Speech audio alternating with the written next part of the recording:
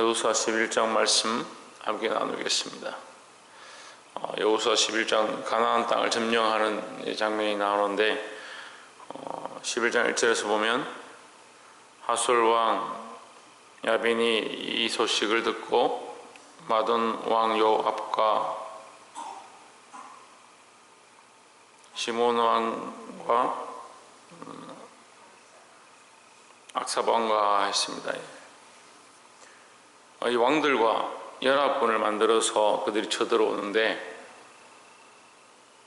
가나안 땅을 점령하는데 이들이 왜 연합군을 만드냐?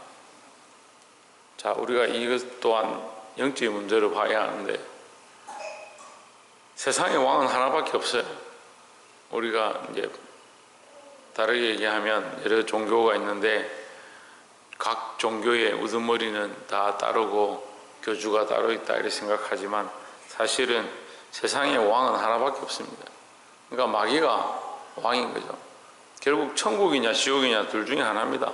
하나님을 따르고 예수 그리스도를 믿는 자는 천국이고, 그렇지 않은 사람들, 하나님 믿지 않고 그리스도를 믿지 아니하면 다른 길이 없는 거죠. 그러니까 그들이 보기에는 연합군이고 그들이 보기에는 각각의 왕에 있는 것처럼 보이지만 다 연합해서 뭐 하느냐? 하나님을 대적하는 겁니다. 그래서 우리는 이것이 영적인 문제인 줄 알고 하나님 편에 서야 하는데, 4절에 보시면 그들이 그 모든 군대를 거느리고 나왔으니 민중이 많아 해변에 수다한 모래 같고 말과 병거도 심히 많았으며, 5절에 이 왕들이 모여 나와서 이스라엘과 싸우려고 때를 물가에 함께 진쳤더라 했습니다. 메론 물가에 함께 진쳤더라 했는데, 이들이 모여서 진친 이 메론 물가의 모양이 계시록에 보면 곡과 마곡과 이렇게 닮아 있습니다. 아마겟돈 전쟁에 대해서 볼 때 마지막에 그들이 싸울 때 어떻게 싸우냐?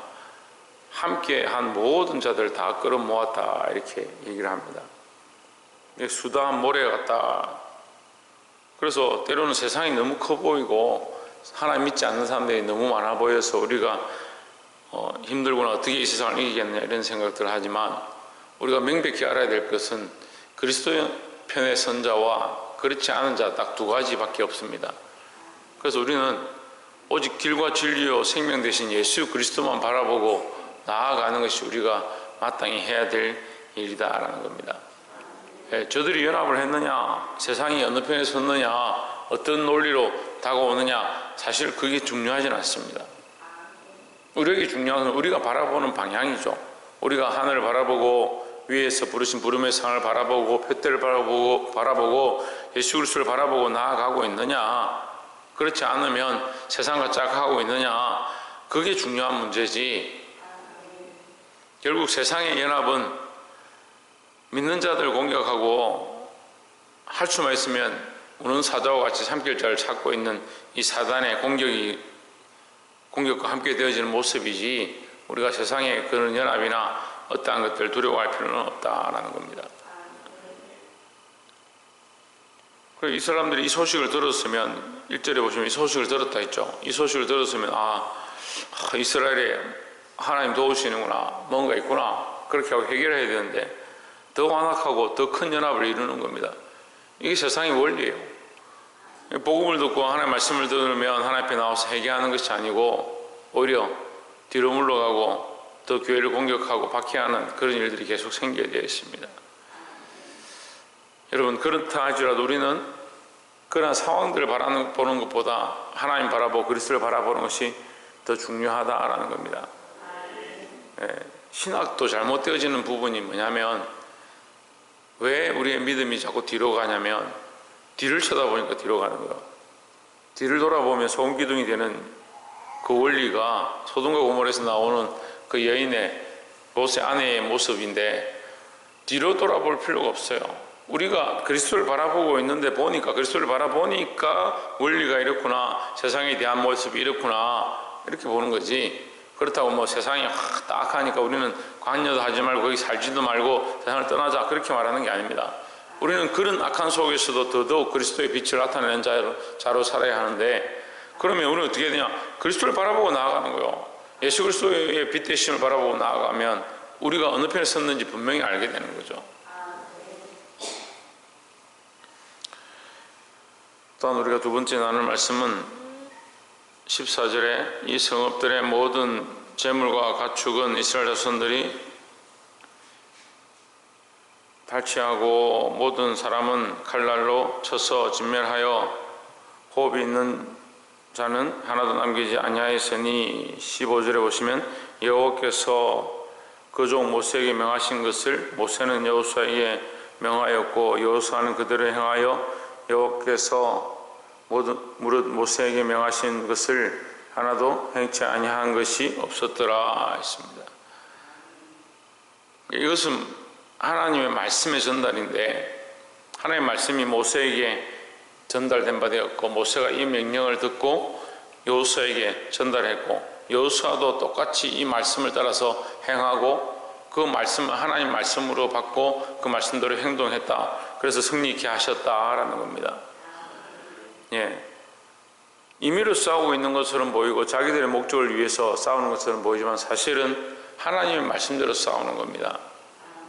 임의로 그들이 어떠한 승리를 얻은 것처럼 보이지만 하나님께서 말씀하신 대로 하나님의 인도하심을 받을 때에 참 승리를 얻을 수 있었다라는 겁니다. 우리가 이 땅에서 우리의 뜻대로 살아가는 것처럼 우리의 이유대로 살아가는 것처럼 보이지만 우리가 그리스도 편에 하나님 편에 서 있기 때문에 이 땅 가운데 승리하고 있다는 사실을 늘 기억해야 된다라는 겁니다. 우리의 참된 승리는 뭐냐? 말씀대로 살아내는 겁니다. 하나님 주신 말씀대로 살아나는 것, 살아가고 있는 것 자체가 참 승리의 모습이다라는 거죠. 그리스도를 바라보고 그리스도 편에 서서 그리스도께서 걸어가신 그 말씀의 삶을 우리 또한 살고자 몸부림칠 때에 그것이 참된 승리의 모습이고 우리를 공격하는 악한 진을 파하는 강력이 되는 줄 믿습니다. 마지막 세 번째로 19절에 보시면 기브온금인 히위 사람 외에는 이스라엘 자손과 화친한 성읍이 하나도 없고 다 이스라엘 자손에게 쳐서 제한받았으니 했습니다. 자, 우리가 여기서 한 가지 원리를 알 수 있는데 기브온 사람들만 화친했다. 기브온 사람들은 어디 특별하게 화친해야 된다라고 정해진 것이 아니지 않습니까? 기브온 사람이 화친한 것은 그들이 화친하고자 그 마음을 정하고 그 앞에 와서 노력했기 때문에 그들에게 화친의 일들이 일어나고 그것으로 인하여 그래서 이스라엘 가운데서 살게 되는 은혜가 있었다라는 거죠. 근데 다른 족속들은 아무도 그렇게 하지 않았다. 결국 누가 선택하느냐? 본인들이 선택하는 겁니다. 우리가 복음을 전하고 말씀을 전하고 가르치고 권면하고 책망하고 심지어 끌고 오기도 하지만 물가에 끌고 올 수 있겠지만 먹지 않는 것을 어떻게 하겠습니까? 결국 누가 선택하냐? 본인이 선택하는 겁니다. 우리가 아무리 구제하고 도와주고 기도하고 권면하고 해보지만 결국 본인이 믿음의 길을 선택하고 아니면 세상의 길을 선택하고 자신이 결정하는 겁니다. 그래서 안타까운 수많은 일들을 봅니다. 정말 죽어가는 자, 하나님 알지 못했던 자들을 살려내고 그들의 실제적인 삶들에 우리가 도움을 주고 협력하지만 결국 본인들이 선택하지 않는, 자기 삶을 선택하고 살만하면, 좀 먹을만하면, 좀 입을만하면 그 세상을 선택하고 가더라는 거죠. 그래서 그럼 우리는 실망하니까 하지 말자. 그렇지 않습니다. 우리는 뭘 해야 되냐? 계속 말씀을 따라서 말씀대로 가르치고 말씀대로 전달해야 하고, 근데 우리가 알아야 될 것은 결국 본인들이 선택한다라는 겁니다. 그래서 원망할 게 없어요. 근데 원망하더라고요. 자기들이 선택해놓고 자기들이 믿음이 아닌 길을 선택해놓고 자기들이 하고 싶은 걸 선택해놓고 교회를 원망하고 목사를 원망하는 거예요. 지금 믿음으로 살아서 말씀 들은 대로 살아서 그 말씀대로 들은 대로 사는 것이 너무 힘들고 하나님의 뜻대로 살고자 몸부림치고 있는데 이것이 고통이고 십자가의 길이라고 생각한다면 저를 원망하면 저는 감사하겠습니다. 여러분 십자가를 지고 주님 가신 길을 따라가십시오 하는데 다 십자가를 지고 주님 가신 길을 따라가니까 너무 힘들고 너무 어렵고 목사님 이 길이 너무 힘듭니다. 그렇게 하면 제가 원망을 얼마든지 당하겠어요. 근데 보면 그렇게 안 사는 사람들이 불평불만하는 거야.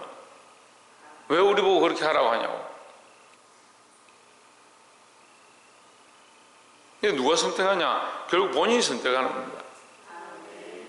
이적을 본 자 중에 가장 이적을 많이 본 사람 중에 누구냐? 전 바로라고 생각해요. 바로는 큰 이적을 봤습니다. 그 나라 전체가 하나님께서 10가지 재앙을 내리시는 것들을 눈으로 목격하고 자기 앞에서 요단 나일강 물이 피로 물드는 것들을 그 눈앞에서 봤습니다. 그 앞에 뱀이 지팡이가 뱀으로 바뀌는 것들을 눈으로 봤습니다. 자기 눈으로 다 봤잖아요. 심지어는 자기 자식이 그 앞에 죽는 것, 그 예언을 듣고 그 전날 듣고 그 다음날 죽은 것을 그 시체를 자기가 안았는데 그 마음을 돌이켜버리는 거예요. 누가 선택하냐? 자기가 선택하는 거예요. 이것이 신비인데요. 하나님께서 내버려 두신다. 우리 성경은 해석하기를 하나님께서 강팍해 하심으로 라고 하는데 하나님께서 강팍하게 하신 게 아니라 자기가 스스로 선택함으로 그 강팍함을 선택함으로 하나님께서 내버려 두시는 것을 그에게 강팍함을 주셨다라고 표현하는 거예요. 우리가 믿고 안 믿고를 선택하는 거예요. 우리가 믿느냐 안 믿느냐 하는 말씀도 사느냐 안 사느냐 내 스스로가 나 자신이 선택하게 되어 있는 거예요. 그래서 하나님 원망할 게 없습니다. 어리석은 인생들이 하나님께서 다 하셨고 그래서 지옥불에 들어간 자들이 하나님 원망하고 자기가 그런 인생을 살아서 그렇게 선택해놓고 그 마지막 때가 되면 하나님 앞에 원망할 자가 없습니다. 이 자연 만물을 통해서도 하나님 알 수 있고 옆에 있는 사람들 통해서도 복음을 들었고 원망할 게 없다는 거예요. 결국 누가 선택하느냐? 내가 선택한다. 그럼 우리는 이미 알았으니까 그리스도를 좀 밝히 알았으니까 더 그리스도를 바라보고 그 말씀대로 살고자 몸부림쳐야 될 줄 믿습니다.